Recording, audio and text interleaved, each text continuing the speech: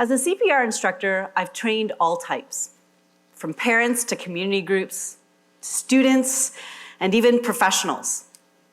But the one thing everyone had in common when they came to a CPR course was that they all wanted to leave with a better understanding of what to do in a cardiac arrest. Every minute, a cardiac arrest occurs somewhere in North America. But 40,000 of these occur here in Canada alone.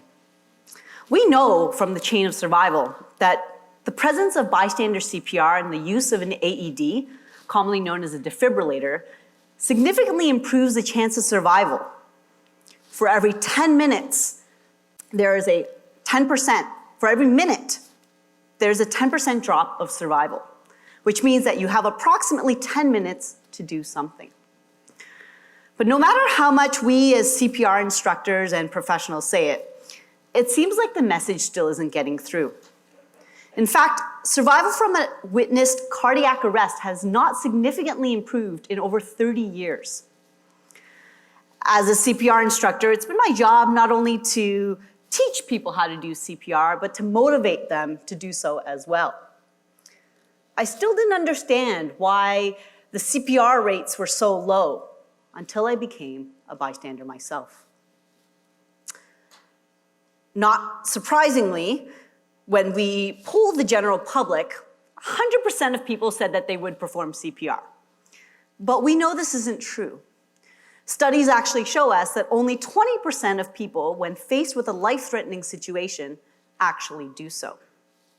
On April 23rd, 2018, I was standing at Malasman Square when I was overcome with a wall of sound. Crashing, screaming, chaos, and the sound of a vehicle speeding off. I had turned just in time to see 4 pedestrians struck by a white van as it veered off the sidewalk and down the road. While holding my 10-month-old daughter, I was gripped with a moment's decision of what to do.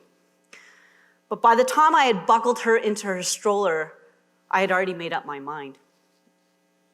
I turned to my friend and asked, "Can you watch her?" as I fumbled for my keys where I kept a portable CPR mask. I had no clue what I was about to face, but I knew I had to go and try to help. I barely looked back as I ran off for the closest victims. When I arrived, there were 2 victims. A bystander was holding pressure on a bleeding wound for one victim as I quickly made my way to the other. A young female that I had to roll over. I had tunnel vision.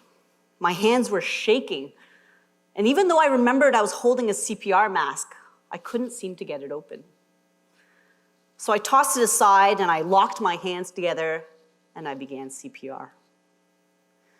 "Does anybody know CPR? Can anybody help?" I screamed at the crowd. The desperation in my voice was foreign to me. I barely recognized it. Some people stared blankly at me. A woman ran by screaming into her phone, describing the scene to someone I could only hope was 911. My knees started throbbing, and when I looked down, I realized I was kneeling on a subway grate. Distracted by the pain, I almost didn't notice when someone stepped forward. "I think I know CPR," he said. "Great. Push hard, push fast, lock your elbows, do as I do." I taught CPR hundreds of times, the same words spilling from my mouth, but this time was different. This time I was placing the life of one stranger into the hands of another. When I finally stood up and passed off the CPR to the bystander, I turned and ran up the street to a fountain where I saw another victim. This time an elderly, frail woman who I rolled over, and as I did so, my stomach clenched in fear of what I might find. I checked her pulse that I knew probably wasn't there, and I began CPR again. It's the weirdest feeling, being submerged in a cacophony of sound, and all you could hear is your own heartbeat. I felt like I was underwater. I was in shock, but the adrenaline in my system made me feel like I was invincible. I remember glancing over the crowds while I was performing CPR, trying to see my daughter's red stroller. but I couldn't. At this time, I had no idea how long I had been there. Time slowed, and as I continued CPR, I was pulled from my foggy state when I heard a voice. "I know how to do CPR," she said. "Great. Do as I do, lock your hands, keep going." I didn't think twice as I stood up trying to catch my breath, and I turned and again ran up the street to a fourth victim. At this point, there had already been a crowd of bystanders trying to assess how they could help, and it was clear that the victim wasn't breathing normally, and so I encouraged them to start CPR. At this time, I turned and ran back to the first victim, whom I had left behind with a volunteer. I watched as security guards came from the nearby buildings, bringing AEDs to us. But there's nothing more heart-wrenching than having to decide which of the 4 victims would receive one of 2 AEDs that day. As we hastily applied the AEDs, I had a moment of clarity. These people had no idea who I was. They were taking my advice and my encouragement, but they didn't even know my name. So I turned to the nearest bystander and I said, "What's your name?" "Robert." I'll never forget Robert that day. And as I finally looked up, I realized that Toronto's fire, police, and paramedics had descended upon our square. We would learn later that day that 26 pedestrians were hit over a 2-kilometer stretch of Yonge Street. At that time, I felt it was time to go. I had done the best I could to the best of my abilities, and I was desperate to find my daughter. I ducked under some police tape, past the large crowds, until I could see the strollers in the distance. My friend had moved them to a shady spot, and when I met up, we began our long walk home. When I think back to that day, there are moments that stand out that I will never forget. But the biggest question I had was this: why didn't people stop to help at first? I can only speculate what it might have been like and what might have been going through their minds that day. But if you ever find yourself in that situation, I'd like to dispel some myths about what it's like to be a bystander. Myth number 1, what if I get sued? Here in Canada and most of North America, thankfully, we have the Good Samaritan Act.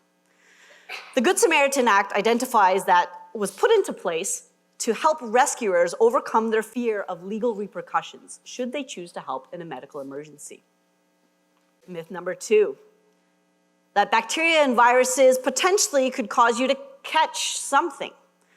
Now, while the potential is there, the likelihood of this actually happening is quite rare.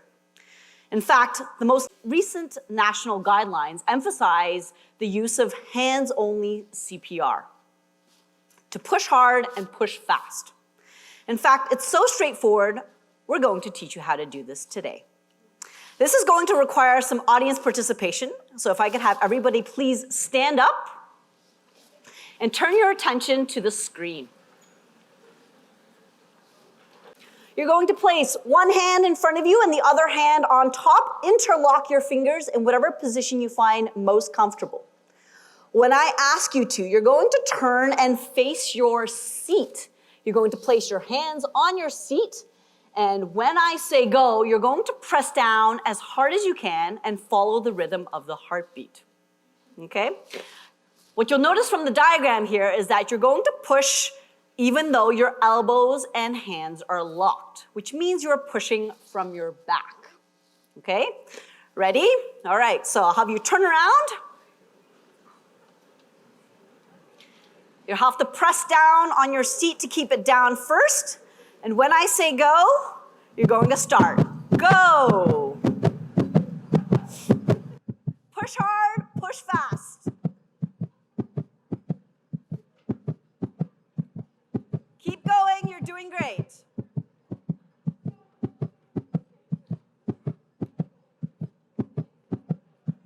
Ten more seconds.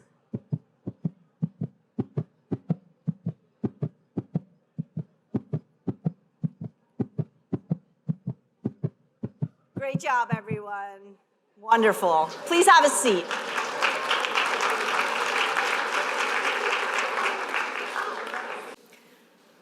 Myth number 3 is that somebody else will do something. Commonly referred to as the bystander effect, this social psychological phenomenon identifies whereby people all assume that somebody else will help. This diffusion of responsibility is probably the #1 reason people are hesitant to step out and act. In fact, we know in the presence of witnesses, the more witnesses there are, the less likely the victim is going to receive help. You should never assume that somebody else will take action. Being an active bystander is going to require a bit of bravery and courage on your part. Myth number 4. What if I hurt them or do something wrong? We often get caught up in the small details of an emergency. However, if it's not clear that the person is breathing normally and that they are responsive, they need your help. We like to emphasize and say this, that there's nothing worse than being dead. And at this point, if you can't see the big picture, the idea is that you can't do more harm. If you don't do anything, it's very likely this person is going to die. But if you do decide to do something, there's a very good chance you've given them a chance at life. Knowing that you will potentially experience panic and it may be chaotic and overwhelming, we know that the best solution is to be prepared. When I think back to that day when I asked the crowd, does anybody know CPR? Can anybody help? A part of me wasn't surprised that nobody stepped forward. But to be faced with that realization was overwhelming. When I reflect back to that moment, I realized that others began to help when I began CPR. At first, it was just one bystander, Robert. Then it was 2. Then it was groups of people stepping forward. It's as if by watching, they felt empowered to do something. If I can leave you with one lasting impression of my experience, it's this. Be the inspiration for those around you, for your city, for your community. Know that your actions have a real power to save someone's life and to influence those around you to help. Thank you very much.